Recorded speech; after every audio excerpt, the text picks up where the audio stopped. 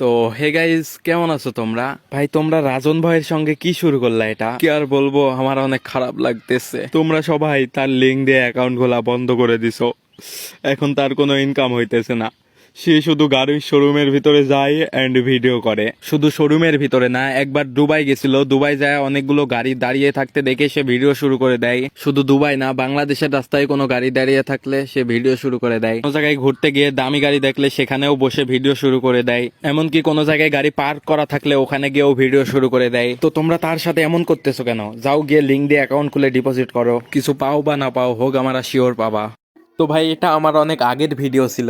এই ভিডিওটা কিন্তু রাজনের পোলাপাইনরা রিপোর্ট মেরে ব্যান করে দিয়েছিল, যে কারণে পরে আমি লো কোয়ালিটির ম্যানেজ করতে পারছি।